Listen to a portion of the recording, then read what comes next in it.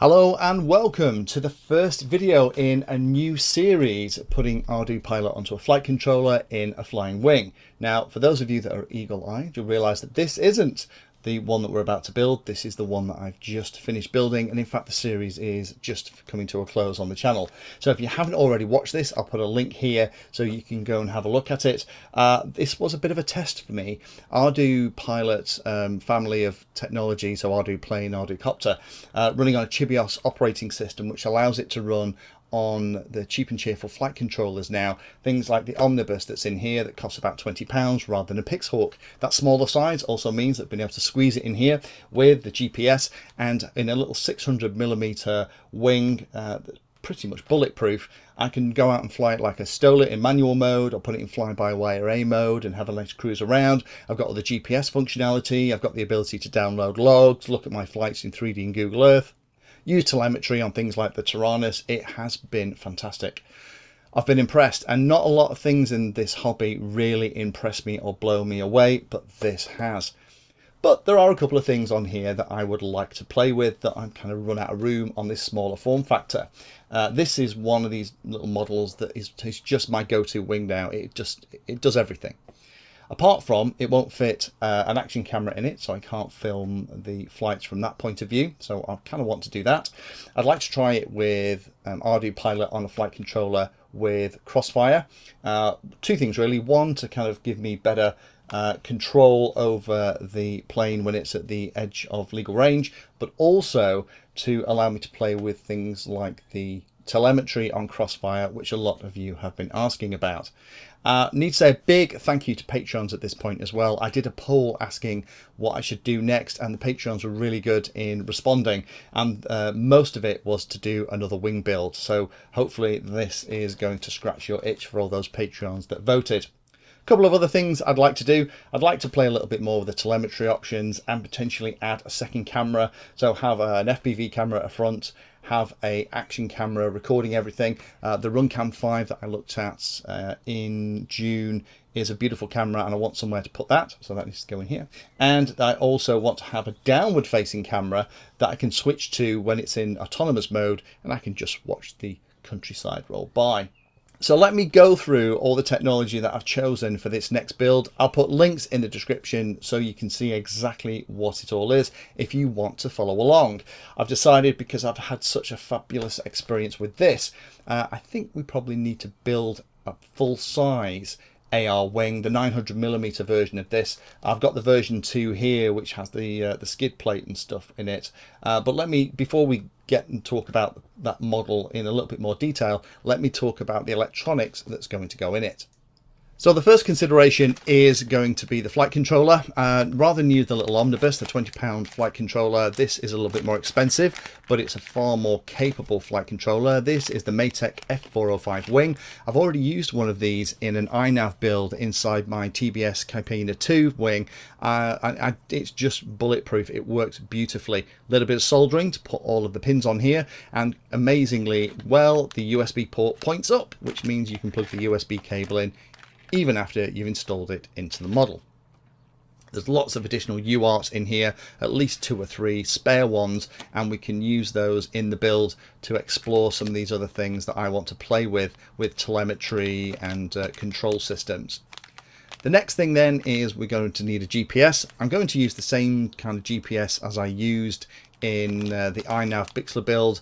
It's a slightly bigger one than the one I used in the AR mini wing, but it should give us nice reception. I'm going to use this Foxeer Clear TX2 VTX as well, up to 800 milliwatts, and very small compact unit, wide voltage range to run it as well, so we should be able to run it pretty much directly from the battery. So I've not used one of those yet, but I've had a couple of people tell me they are pretty fab.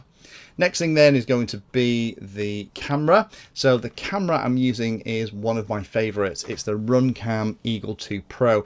This is currently my favorite camera of all the ones I've tried. I just really like the way it performs. And the AR wing has a lovely slot just to the right hand side of where the action camera is going to go that will fit that absolutely beautifully. Again, links to all this stuff in the description if you want to have a look. With me using Crossfire, I'm going to use my full-size Crossfire unit. The reason for that is that the full-size Crossfire also has the ability to download Mavlink telemetry. Mavlink is one of the standard protocols that ArduPilot works with, so we can explore how that works and potentially using a little tablet or a ground station to track how all that works as well. And that brings me on to the star of the show, which is the wing. This is, again, the Sonic model AR wing. This is the version 2 of it, which has a couple of changes, only 2 or 3 changes from the original. So as you open it out, we have the instructions. There's no assembly instructions in here, but then it's pretty obvious the way it goes together. A little decal sheet. We have the main body, which has absolutely tons and tons of room inside here. So absolutely no problem trying to fit all the electronics inside here. You can see the strengthening on the sides that's going to work with the thumbnail bolts to keep the wings in place. 2206 2300 kV motor at the back, and there are 3 bladed props, which I'm surprised at. That wasn't something I was expecting. Nice and small and compact though, so hopefully they won't catch the grass when they come in. A couple of thumb screws to hold the wings in place in the main body. Then we have the plastic skid plate that goes over the bottom. I love that. It's such a nice idea. That's going to save the foam. Normally I would kind of hot glue a couple of cable ties along the bottom of there just to try and stop that being ripped, but that's included in the kit. A couple of extra fronts. I'll be using the square one for the Runcam 5.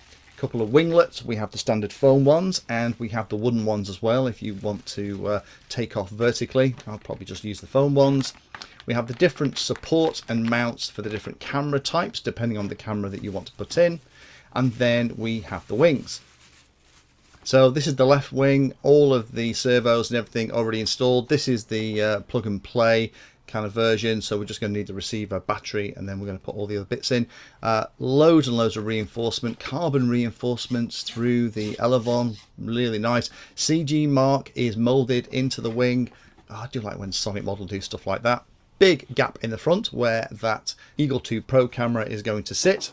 The other wing looks exactly the same, with the exception that it doesn't have the molded support for the Runcam camera. And to put it together is a very quick and easy job. So you slide the spar that's supplied through the middle of the body, and then it's just a case of pushing the wings on each side, then using the thumb screws to secure them, and this thing is pretty much put together. It doesn't look that much bigger when you compare it to the mini wing, the 600mm. That additional 300mm I thought would make a big difference in the size of the wing, but on the table it doesn't.